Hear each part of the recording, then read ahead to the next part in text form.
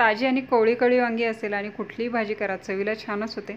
तर मी ही पाव किलो एकदम कोवळी असलेली वांगी घेतलेली आहे आणि पाण्यामध्ये थोडंसं मीठ टाकून हे 7 ते 8 मिनिटांसाठी पाण्यामध्ये ठेवलेली आहे। त्याच्यामुळे वांग्यावर जी काही धूळ असेल, केमिकल फवारलेले असेल ते सगळे निघून जातात, वांगी स्वच्छ होतात। वांगी त्यानंतर पुसून घेतलेली आहे आणि याचे देठ जे आहेत ना खूप लांब आहेत, त्याच्यामुळे मी थोडे थोडे कट करून घेतलेले आहेत आणि त्यानंतर असे हे याला 4 काप दिलेले आहेत। कापल्याच्या नंतर आतमध्ये कीड नाही हे चेक करायचं आहे। सगळी वांगी या पद्धतीने सगळी कापून घेतलेली आहे। आता याच्यामध्ये आपल्याला थोडंसं आहे ना मीठ भरायचं आहे। मिठामध्ये आपण टाकलेलं आहे थोडंसं धनाजिरा पावडर 2 चिमूट आणि 1 चिमूट लाल तिखट टाकलेलं आहे। सगळं असं मिक्स करायचं आहे आणि हे थोडं थोडं प्रत्येक वांग्यामध्ये टाकायचं आहे। त्याच्यामुळे काय होतं, ही वांगी आपल्याला आधी तेलावर थोडीशी अशी फ्राय करून घ्यायची आहे। चव जी आहे ना मीठ टाकल्यामुळे खूप छान येते। तर या पद्धतीने सगळं टाकायचं आहे। आतमध्ये सहज असं हे मीठ पसरलं जातं आणि असं तेलावर फ्राय करून थोडेसे असे हे मीठ आणि धनाजिरा पावडर लाल तिखट टाकलेली असेल तर खाताना अशा वांग्यांची चव खूप छान येते आणि हे सगळीकडे पसरायला हवं, त्यामुळे असं हातावर थोडंसं असं हे चोळून घ्यायचं आहे। त्याच्यामुळे मीठ जे आहे ना आतमध्ये सगळीकडे व्यवस्थित असं पसरलं जातं। यानंतर 5 ते 7 मिनिट आपल्याला असंच हे ठेवायचं आहे। त्याच्यामुळे मीठ जे आहे ना आतपर्यंत छान असं मुरलं जातं आणि त्यामुळे चव देखील वाढेल। आता हे ठेवत आहोत आपण मुरण्यासाठी, तोपर्यंत आपण यासाठी लागणारा मसाला तयार करून घेऊया। एका कढईमध्ये आपण 3 चमचे शेंगदाणे घेतलेले आहेत। तर गॅसची फ्लेम लो ठेवलेली आहे आणि लो फ्लेमवर चांगले असे भाजून घ्यायचे आहेत। शेंगदाणे थोडेसे भाजत आले की याच्यामध्ये टाकणार आहोत 1 चमचा धने। तर धने नसेल तर त्याऐवजी तुम्ही धण्याची पावडर जी असेल ना त्याचा देखील वापर करू शकता। त्यानंतर टाकलेले आहे 10 ते 12 लसूण पाकळ्या टाकलेल्या आहे, 1 इंच आल्याचा तुकडा टाकलेला आहे। सगळं आपण हे आता तेल न टाकताच सुरुवातीला असं हे भाजून घेणार आहोत।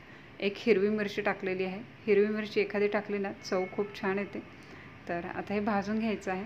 शेंगदाण्यांना जास्त वेळ लागतो, त्याच्यामुळे सगळ्यात आधी शेंगदाणे, नंतर धणे, आलं, लसूण आणि हिरवी मिरची टाकली आहे। हे बऱ्यापैकी भाजत आल्याच्या नंतर थोडंसं तेल टाकलेलं आहे आणि मग हे पुन्हा भाजून घेतलेलं आहे आणि आता हे व्यवस्थित भाजत आल्याच्या नंतर सगळ्यात शेवटी टाकलेले आहे 1 चमचा तीळ आणि 3 चमचे किसलेलं खोबरं टाकलेलं आहे। किसायलेलं खोबरं जे आहे ना त्याला फार वेळ भाजायला लागत नाही, त्याच्यामुळे सगळ्यात शेवटी खोबरं आणि तीळ टाकलेलं आहे। आणखी एक महत्त्वाचं साहित्य म्हणजे यामध्ये आपण थोडीशी चिंच टाकलेली आहे आणि हिरवी कोथिंबीर टाकलेली आहे। चिंच टाकल्यामुळे चव छान येते। त्याचबरोबर चिंच जर नसेल तुम्हाला टाकायची तर त्याऐवजी तुम्ही थोडंसं टोमॅटो देखील नंतर भाजीमध्ये टाकू शकता। मसाला सगळा भाजून झालेला आहे, आता हा काढून घेऊया।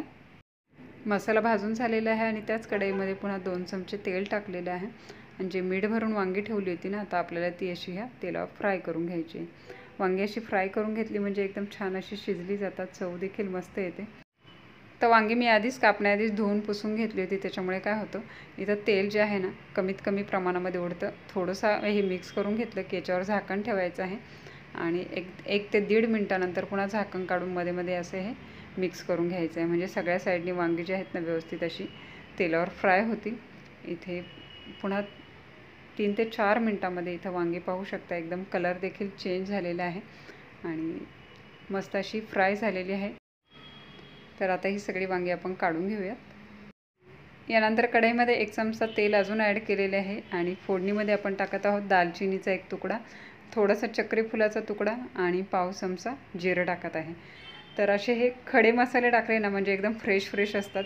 चव जी आहे ना तेलावर फ्राय केल्याच्या नंतर एकदम मस्त अशी कुठलीही भाजी असू द्या छान येते।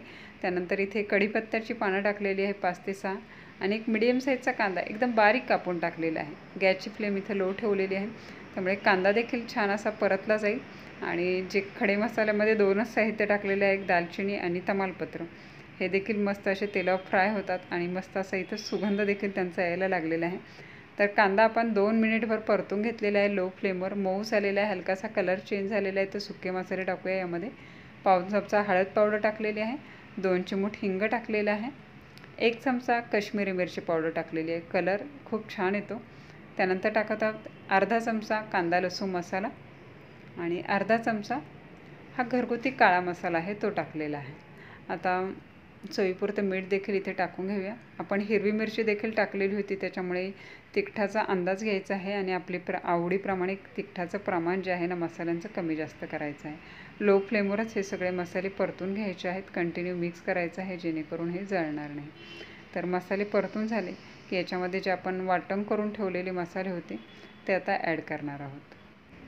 वाटण जे आहे आपलं सगळं भाजून केलेलं होतं आणि सुक्कंच वाटण आधी करून घ्यायचं आहे मिक्सरला. आता हे फक्त इथं कांद्याबरोबर आपल्याला व्यवस्थित असं हे मिक्स करून घ्यायचं आहे. त्यामुळे अजूनही व्यवस्थित असं छान परतलं जाईल. इथं मस्त असा खरपूस असा मसाल्यांचा आणि तीळ शेंगदाण्यांचा सुगंध सुटलेला आहे. तर मसाला जर व्यवस्थित तयार झाला की वांग्याची भाजी असू द्या छानच होते. तर व्यवस्थित असा मिक्स झालेला आहे. आता याच्यामध्ये आपल्याला पाणी ॲड करायचं आहे. आता इथं मी अर्धा ग्लास गरम पाण्याचा वापर केलेला आहे. तर गरम पाणी वापरलं म्हणजे काय होतं, मसाल्याला उकळी देखील लवकर येईल.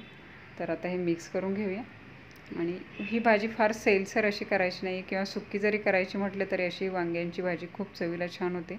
आपल्याला थोडीशी सैलसर हवी असेल किंवा एक सुक्की हवी असेल त्यानुसार थोडासा थिकनेस ठेवायचा आहे. पाण्याचं प्रमाण कमी जास्त करू शकता. तर इथं चांगली उकळी यायला लागली की आपण याच्यावर झाकण ठेवायचं आहे. गॅसची फ्लेम लो करायची आहे आणि लो फ्लेमवर चांगलं असं हे शिजवून घ्यायचं आहे. इथे पाहू वरती असं तेल सुटायला लागलेलं आहे, म्हणजे आपला जो हा रस्सा आहे ना तो व्यवस्थित असा शिजलेला आहे. आता यानंतर आपण जी फ्राय करून ठेवलेली वांगी आहेत ती यामध्ये ॲड करायची आहेत. वांगी सगळी ॲड केल्याच्या नंतर व्यवस्थित अशी मिक्स करायची आहे. त्याच्यामुळे काय होईल, आता वांग्यामध्ये आतमध्ये आपण मीठ भरलं होतं त्याच्यामुळे चव तर छानच लागते. किती मसाला वांगं केलं तर बऱ्याचदा काय होतं, वांगे शिजेपर्यंत त्यातला सगळा मसाला जो आहे ना तो बाहेर निघून येतो. त्यापेक्षा ही पद्धत जी आहे ना ही एकदम सोपी आहे. मसाला देखील व्यवस्थित असा शिजला जातो, वांगी शिजली जातात आणि झटपट अशी होते. तर वांगी सगळी मसाल्यामध्ये व्यवस्थित अशी मिक्स करून घेतलेली आहे. मिक्स केल्याच्यानंतर पुन्हा आपण एक 7 ते 8 मिनिट लो फ्लेमवर आता झाकण ठेवून ही शिजवून घ्यायची आहे. मसाल्यांची चव जी आहे ना मस्त अशी वांग्यामध्ये उतरली जाते आणि वांग्यांची चव रस्स्यामध्ये उतरली जाते.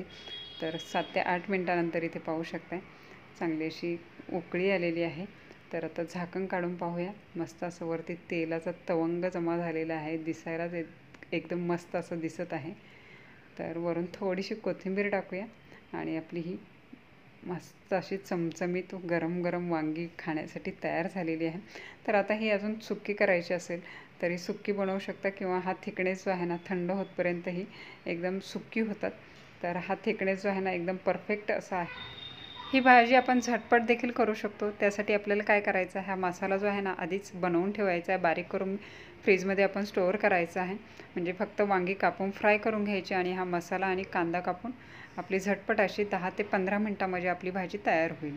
तर इथे पाहू शकता ही भाजी एकदम मस्त अशी झालेली आहे. भाजी तर मस्त झालेली आहे, पण बऱ्याचदा काय होतं मुलं वांगी खायला टाळाटाळ करतात. तर अशावेळी काय करायचे आहे, वांगी आपली एकदम इथे कोवळी वापरलेली आहे. त्याचबरोबर बटाट्याच्या फोडी देखील अशा मोठ्या मोठ्या करायच्या आहे. त्याही वांग्याबरोबर मस्त अशा फ्राय करून घ्यायच्या आहे आणि वांगी बटाट्याचं मिक्स भाजी जी आहे ना ती या पद्धतीने तुम्ही बनवू शकता. तर मस्त अशी भाजी बनेल. मुलं देखील आवडीने ही भाजी खातील. वांगी नाही आवडलं तर बटाटे खातील. तर ऑप्शन दोन्हीही मिळतात. तर घरी करून पहा. चपातीबरोबर भाकरीबरोबर टिफिनसाठी एकदम परफेक्ट असं रेसिपी आहे. त्याचबरोबर भाताबरोबर देखील खाऊ शकता. करून पहा. रेसिपी आवडली असेल तर रेसिपीला लाईक कमेंट शेअर नक्की करा. पुन्हा भेटूया एका नवीन रेसिपीसह. Take care. बाय.